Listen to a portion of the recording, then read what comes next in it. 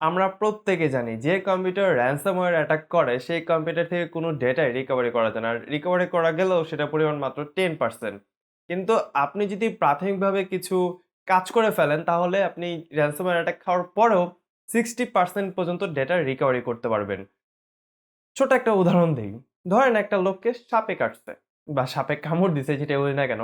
তো তাকে যদি প্রাথমিকভাবে চিকিৎসা করা হয় তাহলে সেই রোগীটা কিন্তু বেঁচে যেতে পারে। আর যদি তাকে প্রাথমিকভাবে চিকিৎসা না করা হয় তাহলে তার মৃত্যুর সম্ভাবনা 90%।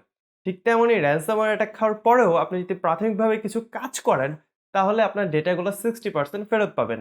তো চলুন বলি কিভাবে এই প্রাথমিক কাজগুলা করবেন। প্রথমত আপনি ধরেন ভুল করে একটা ফাইল ডাউনলোড করছেন যেটা হচ্ছে ransomware ভাইরাস। আর আগেই বলে নিচ্ছি এই এক্সপেরিমেন্টটা আমি নিজে করছি আমার ল্যাপটপে দেন আমি কথাগুলো বলতে আসছি। কারণ নিজে যদি এক্সপেরিমেন্ট না করি তাহলে আপনাদেরকে কিভাবে বলি? তো প্রথমত ধরেন আপনি একটা ফাইল ডাউনলোড করছেন, সেই ফাইলটা হচ্ছে ransomware ভাইরাসের।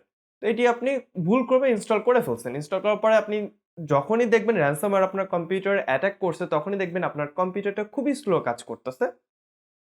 নাম্বার 2 আপনার যদি Chrome ব্রাউজার ওপেন করা থাকে অথবা যেকোনো ব্রাউজার ওপেন করা থাকে সেই ব্রাউজারগুলো দেখবেন অটোমেটিক্যালি ক্লোজ হয়ে যাচ্ছে। নাম্বার 3 তখনই দেখবেন আপনার যেই Windows 10 যদি আপনি ব্যবহার করেন অথবা অন্য কোনো Windows 7 অথবা XP ব্যবহার করতেছেন ধরলাম, তাহলে আপনার অ্যান্টিভাইরাস যদি থাকে অ্যান্টিভাইরাস দেখবেন আর আপনি ওপেন করতে পারতেছেন না। অথবা যদি Windows 10 এর যে ডিফেন্ডারটা সেটা যখন ওপেন করতে যাবেন তখন দেখবেন সেটা ওপেন হবে না। তার মানে আপনি 90% সিউর থাকেন আপনি ransomware অ্যাটাক খেয়ে গেছেন। তখন কি করা উচিত? এই কয়েকটা লক্ষণ যখন আপনি বুঝবেন যে আপনার কম্পিউটারে দেখা দিচ্ছে, তৎক্ষণাৎ আপনার কম্পিউটারটা লাইনটা বন্ধ করে দেন। শাটডাউন করবেন না। আর যদি আপনার কম্পিউটারটি কোনোভাবে রিস্টার্ট নিয়ে নেয়, কারণ ransomware অ্যাটাক খাওয়ার কয়েক মিনিট পরে কিন্তু অথবা ২ মিনিট বা ১ মিনিট পরেই কিন্তু আপনার কম্পিউটার রিস্টার্ট করবে। আর রিস্টার্ট করার পরেই অটোমেটিক্যালি আপনার প্রত্যেকটা ডেটাই এনক্রিপ্ট হয়ে যাবে।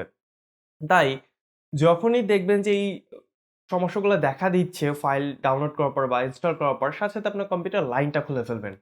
ভুলেও রিস্টার্ট করবেন না অথবা শাটডাউন করবেন না।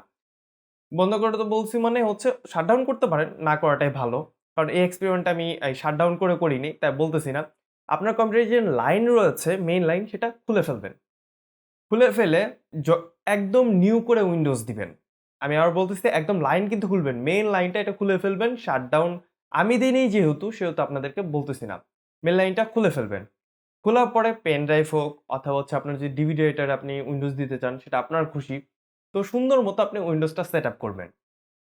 উইন্ডোজ সেটআপ করার সময় অবশ্যই প্রত্যেকটা আপনার যে ড্রাইভগুলো রয়েছে সেই ড্রাইভগুলো ডিলিট করে দিতে হবে। মানে ফরমেট করে দিতে হবে। ফরমেট করে আপনি উইন্ডোজটা ইনস্টল করবেন। ইনস্টল করার পরে ইজ আস রিকভারি যেই সফটওয়্যারটা আছে এইটা অথবা আইকেয়ার বা অন্যান্য যেসব রিকভারি সফটওয়্যারগুলো আছে, তবে এর ভিতরে বেস্ট কাজ করছে হচ্ছে ইজাস। তো ইজাসটা আপনি ডাউনলোড করে, আর এইটা আবার ক্র্যাক ফাইলও পাওয়া যায় যেটা হোক, আপনি এটা ডাউনলোড করে আপনার ডেটাগুলো রিকভারি করতে পারবেন। আর সেখানে দেখবেন আপনি মোটামুটি 60 থেকে 70% ডেটা কিন্তু আপনি পেয়ে গেছেন। আমি মোটামুটি 60 থেকে 70% ডেটাই ফেরত আনতে পারছি। কয়েকটা ফাইল আমি আর ফেরত আনতে পারিনি। তো আশা করতেছি আজকের ভিডিওর পরে যারা এখন পর্যন্ত এই ransomware অ্যাটাক খান নাই অথবা খাইছেন, আফসোস করতেছেন, "ইস! আমি যদি এটা করতাম তাহলে আমার ডেটাগুলো অবশ্যই ফেরত পাইতাম।"